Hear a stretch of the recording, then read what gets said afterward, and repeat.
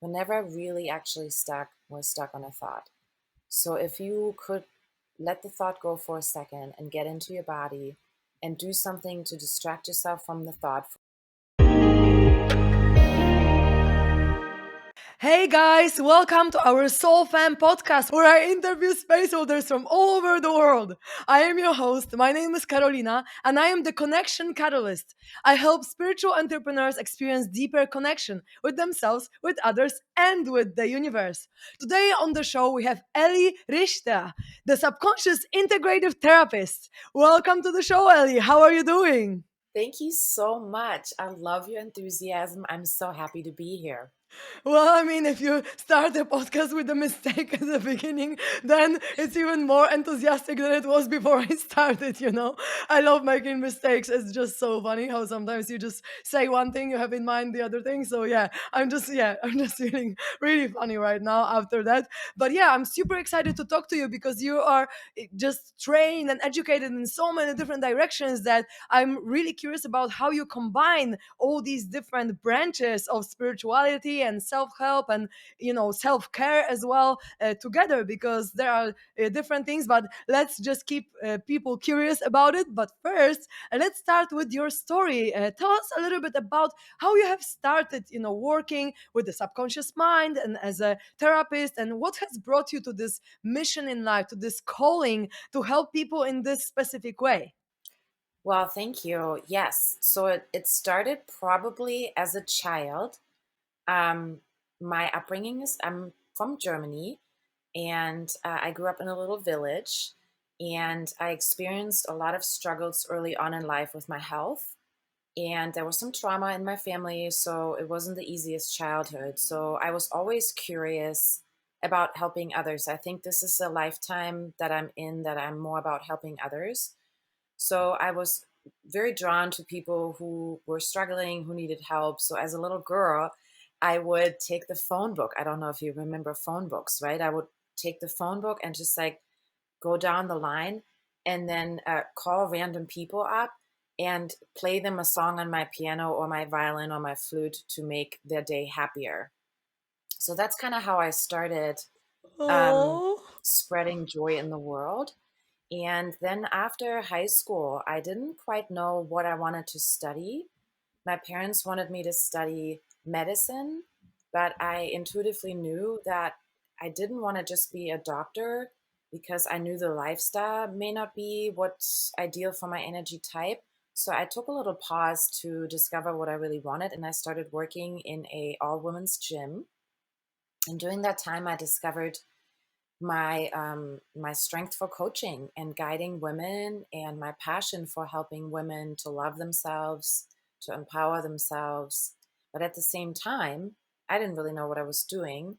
So I didn't have a lot of self-care and a lot of balance in my own life. So I developed a lot of health issues and I burned out. And at 19, I had my first burnout.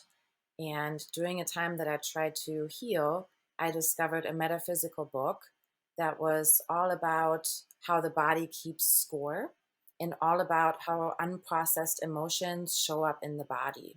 So that was, I'm 44 now. So that was a really long time ago. And that's been the common thread throughout everything that I studied, researched, and experimented with. So I'm the type of person, I experiment and I need to try everything out before I share that wisdom with others. And so my life story is very much like a lot of experimenting, a lot of different college degrees and education. So while it may seem like a lot, it's now all condensed in 4 pillars of healing that I get to in just a moment. So, anyways, I had my burnout at 19. And then I decided, because I was so primed and conditioned to think scientific, I decided that my professional choice needed to be something in the science world. And so I became a physical therapist. And during that time, I started dating an American man, and he was an athlete. And so I eventually immigrated to America to be with him at age 23. And we got married, which in hindsight was one of the best but also dumbest decisions. You know, at 23, you don't know who you are. So, but I thought I was in love. And so I immigrated to the States and started over again. My degree as a physical therapist wasn't transferred, which initially was very frustrating. However, then I saw it as a chance to do something different, you know, to realize, okay, I can do something different and I can use this degree to be an entrepreneur. So I started my own holistic personal training and nutrition coaching practice because that desire to help others and the realization that I was pretty good at it, made me want to keep going. So I taught fitness classes. I did one-on-one fitness coaching and nutrition coaching. And that book never left me, that understanding that it's all emotional, spiritual, mental. And anytime I was working with somebody, I ended up basically sitting down with them and having conversations. And so I started to really desire wanting to just sit down with people and have conversations. I wanted to get out of the gym environment. I wanted to get into a therapeutic setting. And so I started going back to school for health education and a side of psychology. And when I studied psychology and I studied the labels and the diagnoses, I just didn't resonate with it. So I started to, while in college, get into working with a spiritual mentor. I started to do the Course in Miracles and I became yoga certified and Ayurveda certified and became a really big meditator. And, I kind of believe that the problem is a disconnect from source, not a mental disorder. And I wanted to help people reconnect to source. So I swung all the way to the spiritual side and then started life coaching. Basically, I transitioned from health and nutrition coaching into life coaching. And I eventually, 8 years after I knew what I really wanted to do, was able to manifest that and sat at home and talked to people. People would come to my home office or I would work with them virtually and I would start coaching. And so I thought I had it made. This was around 2012, 2013. And then my marriage abruptly ended due to infidelity. And my entire world, like everything I believed to be true, just shattered, and that's how spiritual awakenings usually feel. I just thought I already had my awakening. So I was really fucked up, basically, for lack of a better word. It hurt like hell. And it gave me an opportunity to really explore grief and explore the desire to live and to skirt on the edges of depression and suicidal thoughts and and things and trauma that I hadn't processed from childhood. So I started to think, okay, the methods that I have available aren't enough. Conscious coaching and the wellness practices, yoga, meditation, mindfulness, it wasn't enough. I needed something more to help with trauma and to help with the nervous system, not just regulate on a day to day feel better, but on a deep get better. I wanted to really get to the subconscious part of the mind. I just didn't know that I was looking for the subconscious. So I started again experimenting because that's how I learned. And I really got into sound healing. So for a while, I offered sound bath and I did deep sound healing meditations. And I became aware of all my limiting beliefs and all my blocks and all my trauma. And then I was just sitting in the awareness and didn't know what to do with it. So that was very uncomfortable for a while. And that happens to a lot of people who meditate and who do sound healing. Out of the sudden, after the initial, like, ooh, this is nice, you get in touch with the real shit. And then you're like, whoa. Anyways, that was about maybe 5 years ago or so. And that was the time when human design came into my life. So, human design is a self awareness tool that I really love. I'm a manifestor. I know you're a manifesting generator. And so human design was sort of a shortcut to help me understand how deeply brainwashed and conditioned I was, and also gave me a solution to who I was meant to be, who I came here to be, and how I could best use my energy. So that just really blew my lid. And then at some point, of course, through Instagram, I saw one of my favorite human design teachers, Jenna Zoe, post about Psyche and that her cousin or somebody in her family facilitates Psyche and that it's a fast and effective way to reprogram your subconscious mind. And I've been reading about reprogramming your subconscious mind, and it all kind of sounded sleazy and salesy and yucky. There were a couple of people who taught the law of attraction, who also taught about subconscious reprogramming, and it just sounded all like creepy and weird. But the Psyche really stuck out. So I looked into the trainings and I had the browser open on my laptop probably for months. And I never like pulled the trigger. However, during that time, I almost quit coaching. I almost quit everything because I felt like it's not working. It's not working for me. My clients keep having the same issues, even though it gets a little bit better, it just keeps getting worse. So ultimately, long story short, right before I quit divine intervention, I signed up for Psyche. And within 2 seconds of sitting in the training, it was like, oh, this is my life. This is it. This is the missing piece. This is what needs to be integrated. And so subconscious integrative therapy was born, and I'm one that I create something out of nothing. So I created with my now business partner, who used to be one of my very first clients. She's also a Manny Jen, and we've been in touch for 15 years. She's now my business partner for the last couple of years, and we've created a very simple method of therapy that is very self empowering, that is based on 4 pillars. So the first pillar is nervous system regulation. That's all the amazing wellness tools, including breath work, cold therapy, unplugging, all the self care. We believe that regulating the nervous system is basically the new flex, that most problems show up in the nervous system, and most people do not know how to take care of their nervous system, don't know about the nervous system. So the very first pillar is nervous system regulation, and not just calming down, but also being able to handle stress, because positive changes are also stressful. Positive transition also require us to have a strong nervous system. Having hard conversations, advocating for yourself, setting boundaries, it all requires to have a strong nervous system. So resilience. So not just calming down, but also resilience. Now, the nervous system is directly governed by the subconscious mind.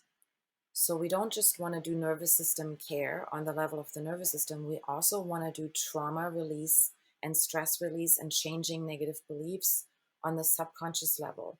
So the fourth pillar is subconscious integration with Psyche. So the fourth and the first pillar sort of go hand in hand. If your nervous system goes bonkers all the time, that means that your subconscious mind is looping on trauma. And we all have trauma. So we always recommend starting with the first and the fourth pillar, regulating your nervous system, and then making the changes to your subconscious mind so that your whole system can come out of the trauma responses. And there's a lot of trauma responses that we all have. The second pillar is we call embodiment. That's how to fully parent yourself, learn how to feel your feelings, and meet your needs. So a lot of people in the spiritual world, spiritual bypass their feelings or try to make feelings go away or rush along. And then a lot of people in the psychology world over-identify with feelings, over-identify with their trauma responses. So we believe it's somewhere in the middle, right? You want to acknowledge your feelings, and you want to also know that you're not your feelings, but they happen in the body, and they're really valuable guides to tell us where to go and what's up and what we need. So we created a 4-step process called the body scan. So if you go on my Instagram and you go on the bio link, there's a video about the body scan you can watch. It teaches you all 4 steps, and I also have several graphics on my Instagram. It's really easy how to feel your feelings and meet your needs. It's probably like my legacy. It's so damn simple, but it's like 4 steps that everybody needs to fully feel their feelings and meet their needs. So second pillar is embodiment. The third pillar is intuition and our empathetic gifts. So, a lot of people want to develop their intuition more, but try to do so by doing a lot of opening up of the crown chakra, or doing intuitive practices without being grounded and without releasing trauma. So that can be, again, a form of spiritual bypassing. So we believe in a more grounded way to activate your spiritual and empathetic gifts by first regulating your nervous system, really getting grounded, then making sure you flush your feelings through your system so that your intuitive full body yes and no then comes online. We all have empathetic gifts. A lot of people are clair-knowing, clairvoyant, clairaudient, and so these gifts come online when our system heals and when we come out of trauma. So, what's really fun about the four pillars?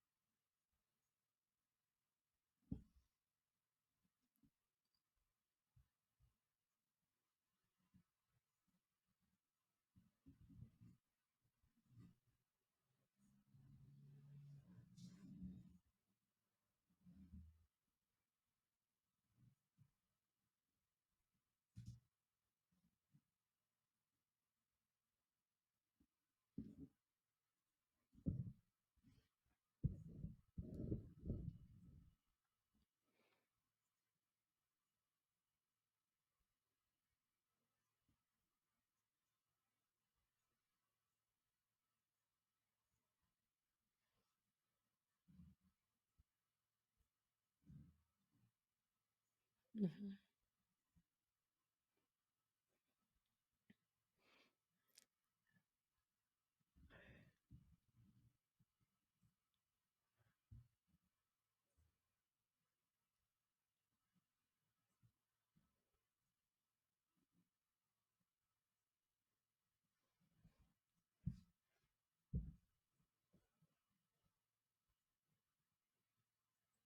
Mm-hmm. Amazing. Thank you so much for sharing all that. And I resonate with that a lot. With all these pillars, I feel like I really embody them, or let's say I use them all. Maybe I don't call them the same way, but I use them all in my life. And so the first question that comes to my mind, do you feel like without going into the subconscious, we cannot actually heal so deeply? Because, so many people use yoga and meditation and so on. But do you feel like without going deep, right, into our traumas, we cannot actually make such a huge shift in our life if we only use these more like regulation techniques in a way? Because like to me it seems like things like meditation, reiki healing or yoga, it's to me it helps for the feelings that are arising within me right now, for example. But if I want to really go to the core of what has caused me to feel like this right now, then I really need to go into my childhood and see what's there, right? See what trauma caused it. Because otherwise, of course, if I feel bad and I do yoga with the intention that I want to release this feeling, I will. But if I want to get to the very grain that from this grain this flower was blossomed, this flower has grown, then I need to go to the very first moment that I felt this feeling, right? Not only the surface thing, not only like cutting the leaves of the flower, but just going to the very root of it. So do you feel like without the subconscious work, whether it's inner child work, psych k, or anything that goes hypnotherapy, sometimes anything that goes to the subconscious, without that the change is not going to be as huge? I love that you're asking that, and I want to be really mindful how I answer that. We're all spiritual beings in a human experience, way more magical and capable than we've been taught to believe. Some people have instant healings and spiritual awakenings simply because of divine intervention.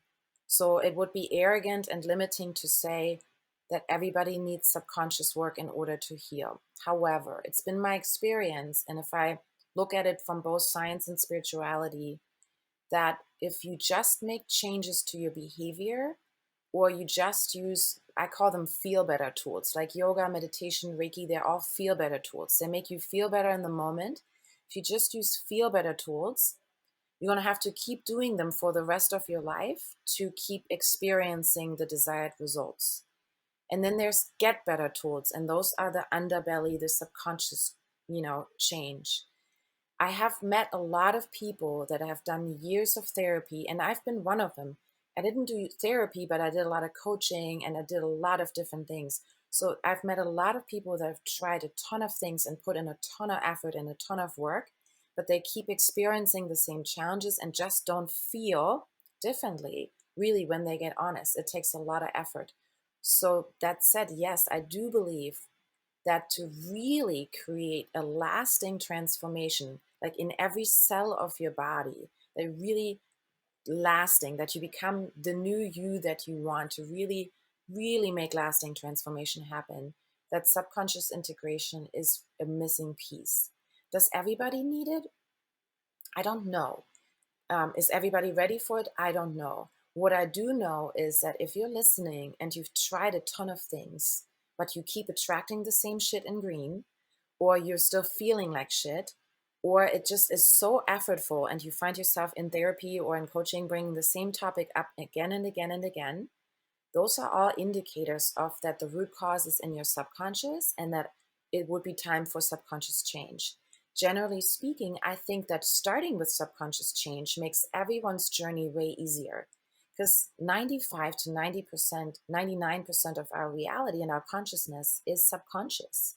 So starting there, starting at your software makes the biggest difference. It's, for example, if you drive in your car and a light bulb goes on, you don't just exchange the light bulb. You go and open the motor and you fill up the oil or whatever it is that, you know, and that's kind of like the difference between conscious tools and subconscious tools. It's still important to use conscious, like therapy, self care, wellness, it's still super important, but together, the both and, it's that changes lives and does so in an easeful way. And look, we're so evolving as a species. Everything becomes easier. This is 21st century therapy. By making changes to this level of the mind, it won't be that healing is so painful and so hard. There's such a narrative right now. It's like change is hard, healing is hard. It's going to take a lifetime. You're going to have to go back into your childhood and sit with it. I disagree.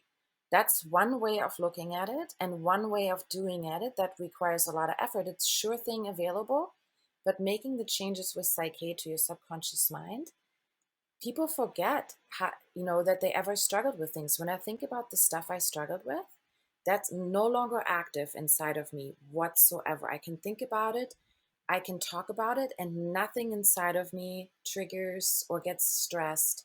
The stuff that I used to fret, that used to terrify me, it's not even there. I need to really like consciously remember, did I ever struggle with that? Oh yeah, I did. And I actually struggled with that for 20 years. But it's like completely out of your mind. So I hope that answers your question. I believe that we're spiritual being, and of course it's possible that just by having an awakening moment that everything changes. There's many, many people who had miraculous healing and miraculous spontaneous. I don't ever want to say, no, you have to do subconscious change. But if that's not you, and if you have tried a lot or want to change on a deep level, yes, I would say really integrate the subconscious piece. Hmm. Yes, and I agree with you because I feel like I also do different methods of healing, and for everyone that I work with, they prefer different methods. Like, for example, for very emotional people who like to dive deeply into their feelings and feel them fully, the work like the completion process by Teal Swan, where you go back to your childhood and relive the trauma and feel all your feelings, seems deeper for them, seems more whole in a way. And for people like me who likes very fast changes, like very intense, bang, bang, bang, without having to do all the work. Although I use all my methods on myself, otherwise I probably wouldn't be so good at what I do if I didn't use it on myself. But to me, I prefer Psych K because it's like you're changing stuff within minutes, and I just love this very fast way of doing things because I'm more of an intellectual person in general. I mean, not right now because I've shifted from intellectual to more emotional as well, but I come from the more intellectual background, let's say. And for me, Psyche is like my preferred method of healing. But I know that for some people, the completion process or other methods would be just more, I don't know, preferable because there's, both methods work amazingly. So if you prefer to go deep into your feelings, great. If you prefer to not go as deep, or go deeply but faster and just like program it in a different way, then you say okay. And I feel like everyone has something out there for themselves, for sure. And as you said, some people have spontaneous awakenings, right? And usually it's in these most shitty moments, as you as you mentioned before, because these moments are like, oh my god, I have to change something in my life. And so these moments actually make us see what we need to change to make a shift in our life. So they're actually blessings for us. Mm.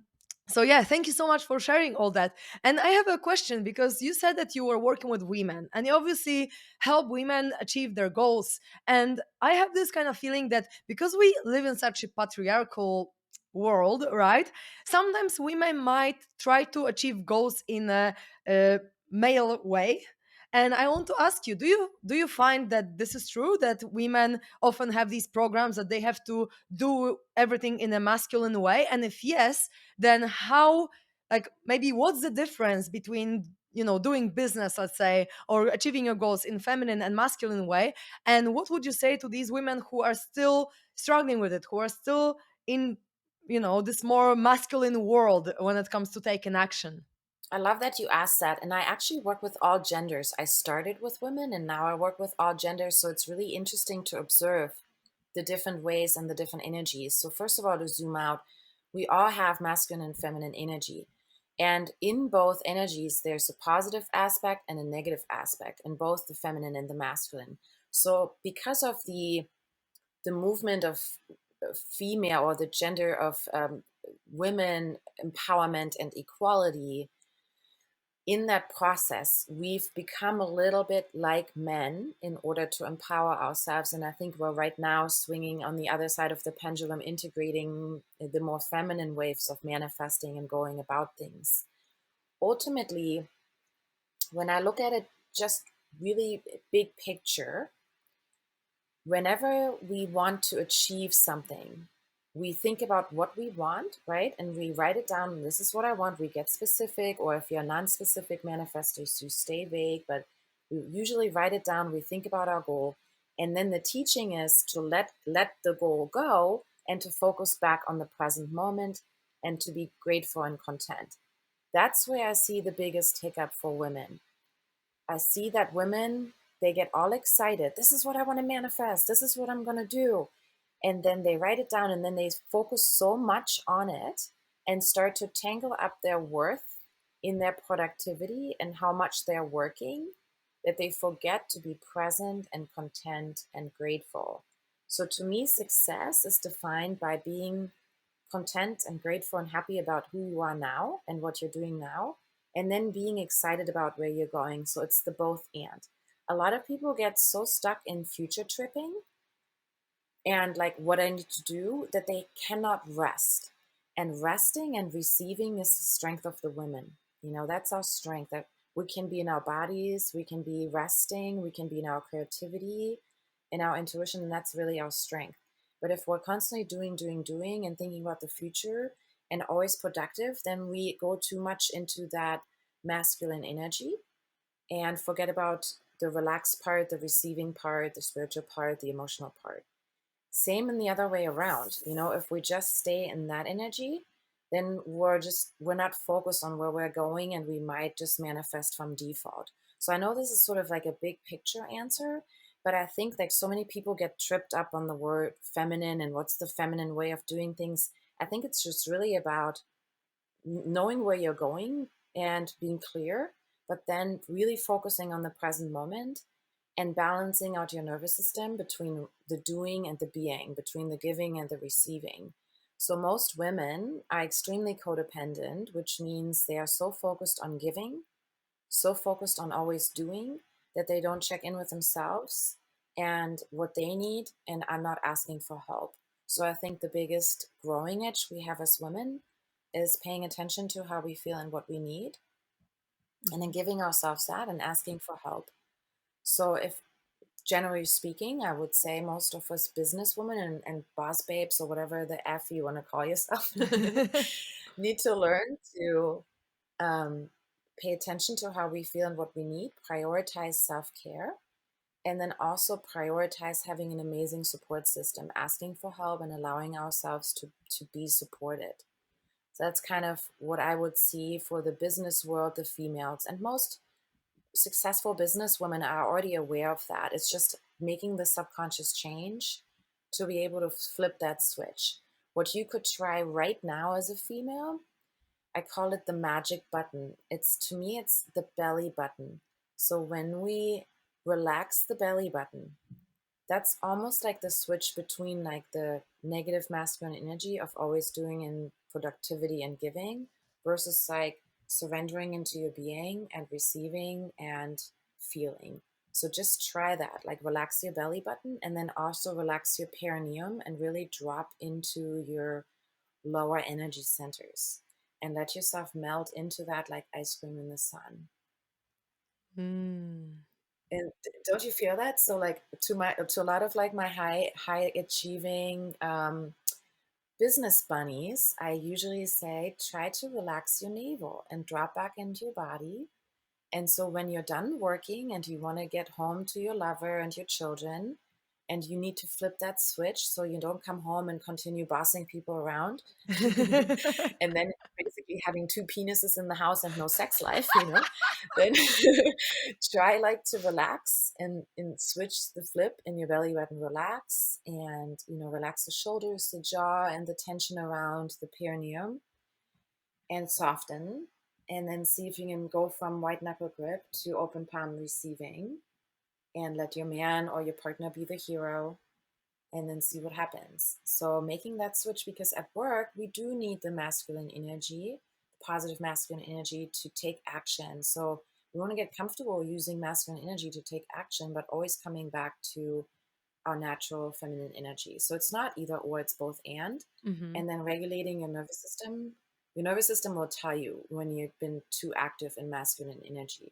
So I kind of think that it's time to even move away from the masculine feminine kind of wording and just keep it simple and look at the nervous system. Mhm. Nervous system will tell you, oh yeah, you've been overgiving. It's time to slow down and balance and receive. Hmm. Beautiful. Thank you so much. So now that you work with both men and women, what would you say for men that is the biggest thing that they struggle with, or that this, something that they focus too much on or too little on? And of course, it's also about the dance between masculine and feminine energies. But maybe you see some kind of patterns that are so clear for men that are very common in the business world that are repeating themselves. Hmm. Well, honestly, I don't think it's that much difference. So a lot of men can't, like for men, their worth is often tied up in their productivity and how much they give. So unless they're giving and working, they don't feel good about themselves. That even goes into bank accounts. So their happiness and their worth and their well-being kind of rides and falls with their bank account or how successful they are at work. So like detangling their worth from their productivity or their bank account, super, super helpful. I think men are also awakening to what it really means to be a man at the moment, to be an empowered and embodied man. So integrating their feelings without becoming overly identified with that. So a lot of men that are in the spiritual world are now, very much identifying with their feelings and with energy, forgetting that part of what makes them feel good is also sports and all the things that we think as typical dude. So I don't think I don't think it would be fair to generalize what the male issue is, but I would say unworthiness and a lot of unprocessed pain. Hmm. And when men are in pain, that shuts down their hearts and shuts down their ability to be really open to intimacy. Most men that I meet really want intimacy, really want love and want connection, but are terrified of it, are terrified of fully letting go and surrendering into what that actually means. And then Hmm. also holding space for a woman. A lot of men play games and then shut down, have been hurt, and then decide, oh, I've been hurt, so let me become the asshole so that I don't get hurt anymore. So, I'd say generally speaking, defrosting the heart from the pain, lots of trauma work, and then balance in their lifestyle, but also in the underbelly, understanding where their worth really comes from, that they're innately worthy, innately deserving, innately lovable. Hmm. Basically, to say cliche, just like us women and just like any gender, healing our mommy and daddy issues, that's kind of what shows up for everybody. Yes, absolutely. I couldn't agree more with you. And obviously, because, I also do shadow work and trauma work for work, and I use Psych as well for my clients. So I just know that unless you really shift how you relate to mom and dad or caregiver, whoever it was, then you really, unless you shift that, you're not going to shift even your approach to the whole universe or to your boss or to your friends or to whoever, right? It's all about how we were programmed as a child. So that's really, really helpful. Thank you so much for sharing that. I feel like a lot of men could relate to that. And also, I feel like men have this like ingrained within them this feeling of providing, I feel like biologically, right? Because women are, caregivers at home, taking care of kids, whatever. And then men are going there hunting, bringing the, I don't know, animal home or whatever, right? So in their kind of body or mind or biology, it's like, okay, I need to provide, I need to do, I need to make things happen. And yes, as you said, they can sometimes be too attached to this idea of like, okay, unless I provide, I'm not going to be enough, or I'm not going to be valued, I'm not going to be loved. So it's so good that you pointed it out, because I feel like it can really land and resonate with a lot of men. And it's just great to have awareness of that, because we are worthy because we are existing. We are worthy because we are. That's all, right? We don't need to Amen. do or Yes. be or anything. We are already parts of God, just experiencing life. And through experiencing life, we are expanding sources consciousness, because we are experiencing how it feels to be a human in this specific body, in this specific part of the universe. So we are worthy anyway, no matter what we do. I actually had one psychedelic experience in which I felt, and it just came to me now to share. I don't think I've ever shared it on the podcast before, but I really felt like I am everything. And I really felt like no matter if I am a thief, no matter if I am, a bad quote unquote person, or no matter what I do with my life, really, if I achieve anything or I don't, I am still a part of source, and I'm still worthy, I'm still valuable, and I'm still love. And actually everything is love. And even these parts of the universe that we perceive as bad, quote unquote, are still serving the purpose of us experiencing the polarity. And it was such a beautiful experience, because so much pressure just was dissolved in this understanding and knowing and feeling like, okay, I don't have to be anything, I don't have to be anyone, to I don't have to prove anything to anyone. And it was just so profound for me to experience it. And I just wanted to share this, because I feel like we really need to remember this kind of feeling, that we don't need to do anything to be of worth for ourselves, for the universe as a whole, for other people, because we are love, we are inherently love anyway. So I just felt like sharing that. Um, but yeah, I also have a Thank question you to. so much for sharing that. You're welcome. Hmm. Yeah, I just feel like it's important to spread this message, because it's true. I just felt, or at least I felt it as truth.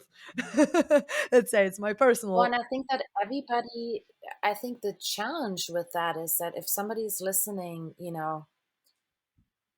in so many people listen to other people's spiritual experience. I think it's very much our own journey and coming to that conclusion on our own and finding our own words and our own experience with that. So especially if you're traumatized and struggling and you're listening to something like that, it feels so far away, right? And then you think you need to do ayahuasca in Peru or whatever, which you really don't. Like, the spiritual journey doesn't have to be extreme, and it's very individual and very much your own. So this can be, everyone will have a chance, we all have a chance to remember who we are in however ways we get there. And sometimes it comes in an extreme moment of frustration or unpleasantness that suddenly you remember who you are. And sometimes you have a psychedelic experience, and sometimes you listen to a podcast, and sometimes it's in therapy. So, like, truth is one, path are many. And if you're listening and you're like, oh, do I have to do mushrooms or something like that? You don't, like, You don't. Like it's a remembrance, and but I do think it's individual. It's an individual path, and however words you're going to use for that. Even atheists have certain beliefs about who they are, and that are kind of similar. So whatever the F we want to call it, I think it's important that we allow ourselves to be curious about those questions. Yes, absolutely. And I agree with you. Like psychedelics are not necessary. Sometimes they can be helpful for some people. And I personally love guiding psychedelic ceremonies as well, in the places that it's allowed, obviously. But, I don't feel like it's for everyone. And some people actually would maybe not benefit from, having this kind of experiences because they maybe need more grounding and they maybe need more, the knowing that they need, that they can create changes just with their own body, just with their own mind. And for me, and I already shared it on the podcast before, but for me, one of the most profound things that I've done for my spiritual evolution was to do fasting, but like for a longer period of time, because I felt like, wow, just not eating makes me feel so much in my spirit, so much in my soul, and I didn't really do anything. I just undid something. I mean, I just didn't do something. I just didn't eat, right?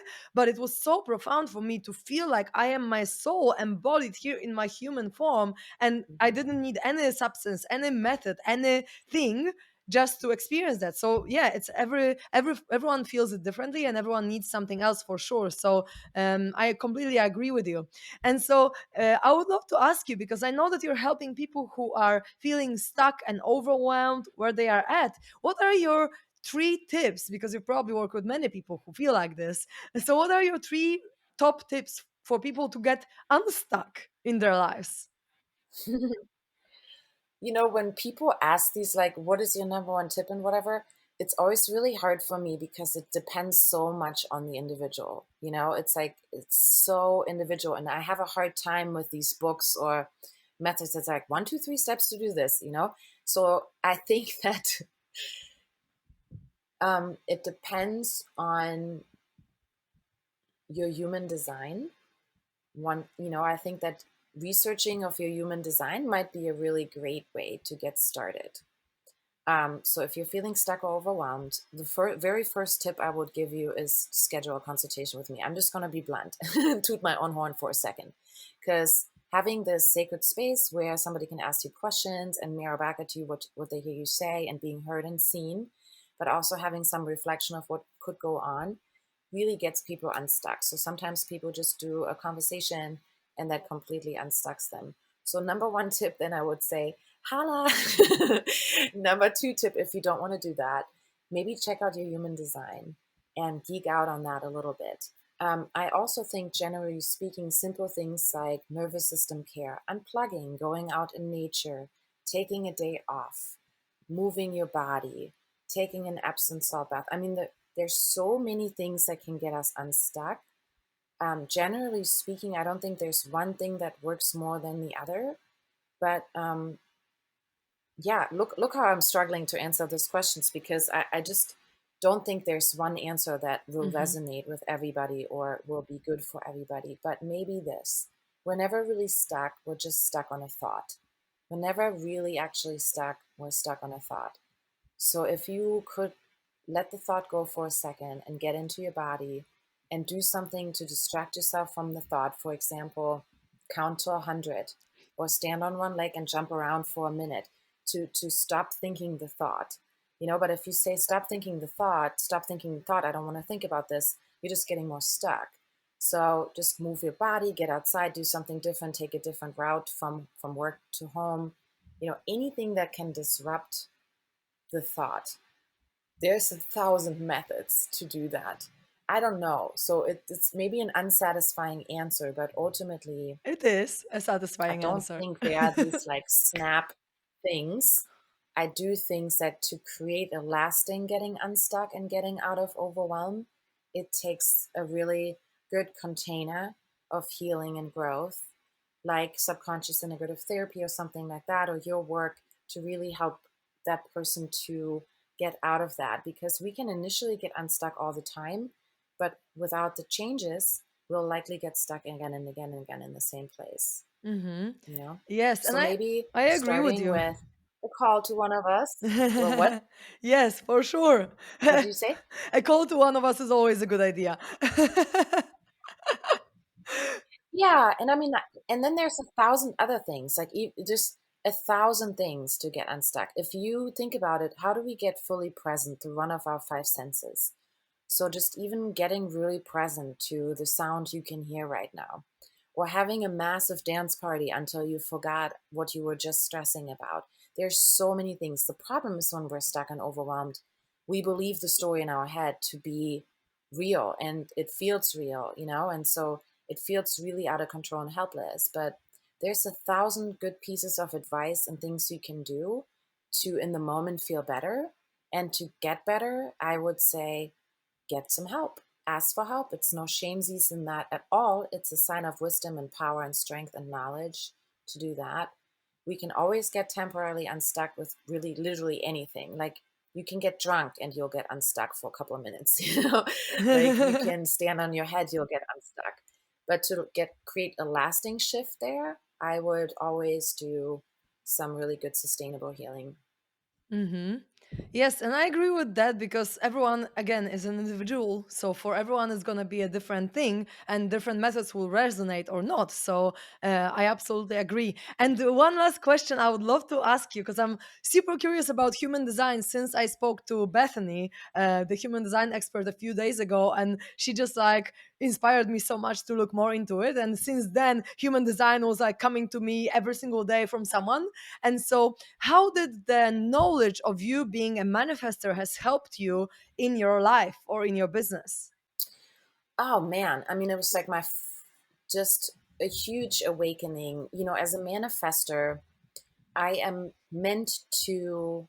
There's a couple of things that stood out to me. One is that I'll naturally piss people off, and there's nothing I can do about it. And that was very difficult for me, because of course, like any being, I want to be liked and loved, and I want to get along with everybody. So it was always weird to me that some people just didn't like me and were actually quite triggered by me. So I'm meant to have an impact. Everything I do or say or don't do or say, I am big time impacting people. That I already knew that I can impact people in a negative way, and I already knew I can impact people in a positive way. So I had to decide a long time ago, how do I use this impact? And I decided to use it for good. But learning that I'm a manifester and that I'm meant to make an impact empowered me to say, okay, I'm just going to help myself unlearn this fear of upsetting people and focus on the people that are meant for me. And that's really helped me with people pleasing and with confidence. I was extremely insecure about business because I was always worried of stepping onto people's toes and like the impact that I was making, because people would come to me 20 years later and be like, the thing you said, it really changed my life. And I'm like, oh my God. So, and the other thing was that I just don't have the energy for all the stuff that I was doing. At the time, I was a partner in a meditation and yoga studio. I was teaching classes. I was full-time coaching. I was putting on events. I was working 7 days a week, sometimes 7 weeks in a row. I was operating like a manifesting generator, and I wasn't taking the right kind of care of myself. I was doing self-care, but not really specifically for me as a manifester. And then also really just embracing my strong masculine energy. I am meant to be a leader. I am meant to be an alpha female for my tribe. Like that was just like, whoa. And it wasn't comfortable. I just wanted to be like a projector. I just wanted to be loved by everybody. And then I wanted to be like a manifesting generator, do all the things. So I basically started simplifying my business, started to get really, really honest. And then in 2020, when the pandemic hit, I switched to only doing virtual, and that's been my jam. So being able to be in my own energy, so for manifestors, alone time is very, very important. Being able to be in my own energy. And then also I'm traveling. So I've been traveling for over a year now, and I'm doing what I always wanted to do, which is another thing manifestors need to do. So basically, to answer your question in a short way, it changed everything. And getting really comfortable with being different, and getting and really understanding other people too, and how I can best guide them. I think in such big picture and visionary terms that sometimes I used to get a little annoyed with people and be like, why are you stressing about this? This is just not a big deal. So human design also helped me to be a much better coach and to really pick people up where they are. But like anything else, human design can get another paradigm where people get stuck in. So I like to use it as a little bit of a framework, but then really focus on the unlearning and the subconscious change. But for me, it changed pretty much everything and continues to do so, even my eating and my exercise habits. I used to over exercise and do way too much and try to eat like a projector, like really, really clean. And now I understand I can eat whatever the fuck I want. And if I just exercise a little bit, I'll be in good shape and feel good. And so I've reduced all of that and I sit most of the time and I focus on like spiritual practices and I feel a lot better. I hope that answers your question. Amazing. That sounds amazing. That sounds great. And so you mentioned that you were working like a lot and for 7 days a week, sometimes 7 weeks in a row. And you mentioned that it's kind of like manifesting generator. So I'm curious about the difference. Like, how do manifester and manifester generator, what's the difference between them and how? Yeah, because I'm a manifester generator, but as I said, I'm a newbie in human design. So it's just really something interesting for me to know.